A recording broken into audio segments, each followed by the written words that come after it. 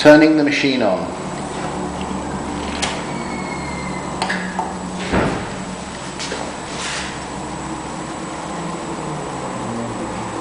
If you seek to have the machine shrinking, switch the fan on.